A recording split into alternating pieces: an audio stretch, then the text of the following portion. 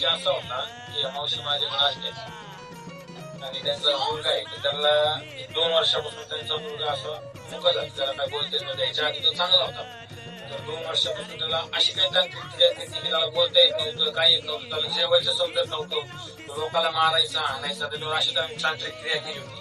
तर मग या मावशी घाणगा फोडल्या होत्या. किती दिवस होत्या मावशी? 2.5 महिने घाणगा फोडला. तिथं काय फरक पडला तुम्हाला? काहीच नाही फरक पडला. तर मग त्यांना तिथं काय फरक पडला नाही, तर त्यांना माझं नाव सांगितलं की तुम्ही नगरला जा, महाबळेश्वर भाऊ सोनवणे आहे म्हणून त्यांच्याकडे जा. तर त्यांची बहीण होती, त्यांच्या बहिणीवर पण अशी तांत्रिक क्रिया केली होती. त्यांची बहीण तिथे नीट झाली. तर त्यानंतर त्यांच्या बहिणीने त्यांना माझं नाव सांगितलं, ते माझ्याकडे आले. तर त्या मुलाची अशी व्यवस्था होती की आम्ही बोलू बोलू त्याला चुकलो होतो, तरी मुलगा काही नाव कोण बोलत नव्हता. तर मग 1 महिन्याच्या नंतर मग आम्ही त्याचा हवन केलं. हवन केल्याच्या नंतर मावशी मुलगा किती दिवसात बोलायला लागला?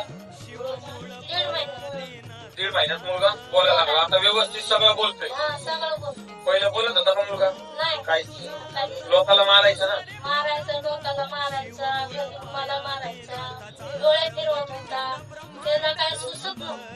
हा, तर त्यानंतर सगळं काही व्यवस्थित मुलगा बोलायला लागला. तर जेवण बिवण करतोय. आता त्या मुलाचा आवाज ऐका, भाऊ अजय बोल रे, बोलता येतं ना तुला आता सगळं? समजतं ना तुला सगळं? त्याच्या पहिले तू माझ्याकडे आला, बोलला का तू? नाही. आता बोलायला लागला ना.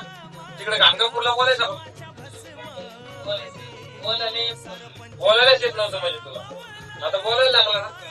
तर मग त्यानंतर ते आपल्याकडे आल्याच्या नंतर आपण त्यांना बोलायला चालायला सगळं लावलं. त्यांच्यावर असे काही लोक असतात की ते तांत्रिक क्रिया करतात. असं कोणाला काय समस्या असेल ते एकदा महाकाली दरबाराला इलेनगरला तुम्ही भेट द्या, माझ्याकडे तुमची सगळी समस्या दूर करतो. हर हर महादेव, जय महादेव.